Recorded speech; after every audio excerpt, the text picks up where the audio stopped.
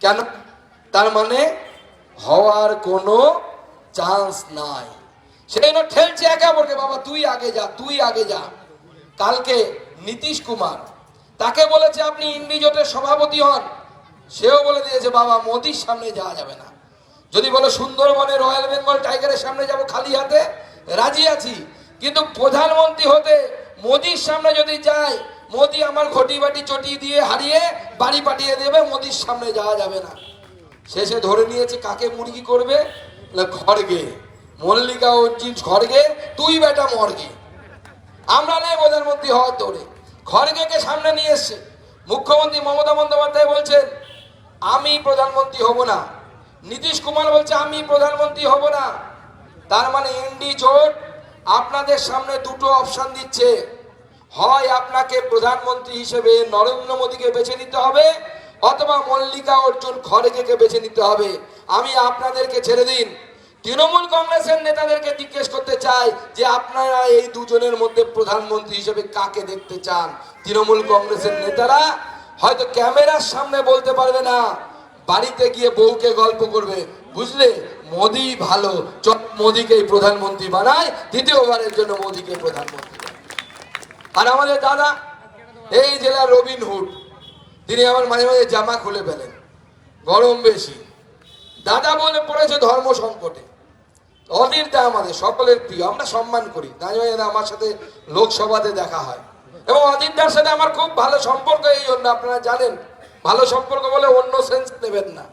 উনি এক সময় যখন অল্প বয়সী ছিলেন, ওনার পিছনে পুলিশ পড়েছিল এক সময়, তখন বামফ্রন্টের সরকার। উনি বহুদিন আমার শহর বালুরঘাটে লুকিয়েছিলেন, বহুদিন বালুরঘাটে গিয়েছিলেন। সেটা বালুরঘাটের প্রচুর লোকের সাথে ভালো চেনাশোনা আছে। তো সেই অধীরদা, তিনি এখন অবস্থা কি, দিল্লিতে গেলে ওনাকে একটা পাপ্পু ধরে, রাহুল গান্ধী তার নাম, সেই পাপ্পু ওনাকে ধরে বলে যে দেখুন অধীরদা, হামকো প্রধানমন্ত্রী বননা হ্যাঁ, এবার আমাকে প্রধানমন্ত্রী বানতে হবে, সেই জন্য তুমি যাও দিদির সাথে গিয়ে কথা বলো আর কলকাতার পাপ্পুর সাথে গিয়ে মিটিং করো। দিল্লির পাপ্পু অধীরদাকে কলকাতার পাপ্পুর কাছে পাঠায়, আর অধীরদা এখানে কংগ্রেস কর্মীরা যারা তৃণমূল কংগ্রেসের হাতে মার খাচ্ছে, তৃণমূল কংগ্রেসের হাতে খুন হচ্ছে, তাদের বাড়িতে গিয়ে অধীরদা মুখ দেখাতে পারে না। রাহুল গান্ধী ভারত জোড়ো যাত্রা করতে করতে পশ্চিমবঙ্গেও আসবেন, বহরমপুরেও আসবেন।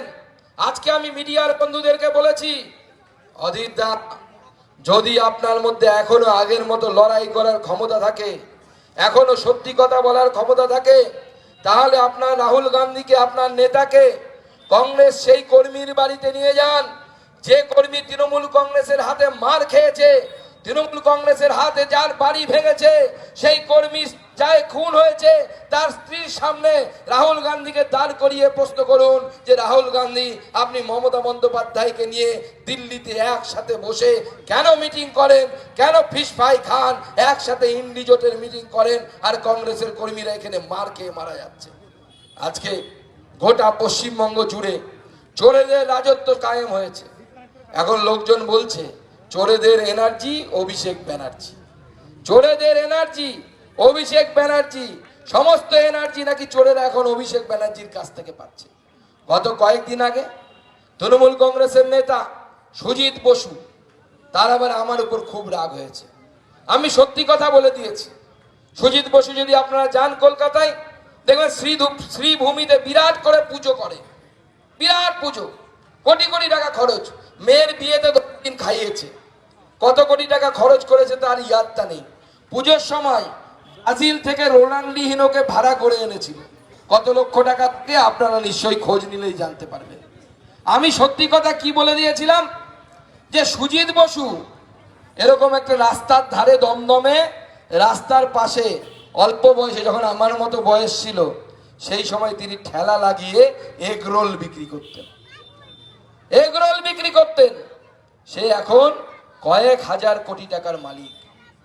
সে আমাকে বলছে ইডি তার বিরুদ্ধে তার বাড়িতে ছাপা মারার পর আমাকে বলছে যে প্রধানমন্ত্রীও তো এক সময় চা বিক্রি করতেন। হ্যাঁ, প্রধানমন্ত্রী নরেন্দ্র মোদী চাল আর ছেলে, গরিব ঘরের ছেলে, সেখান থেকে উঠে গিয়ে প্রধানমন্ত্রী হয়েছে। আপনার মতো জনগণের টাকা চুরি করে কোটি কোটি টাকার সম্পত্তির মালিক হয়নি, এখনো প্রধানমন্ত্রীর বাড়ির লোক পেট্রোল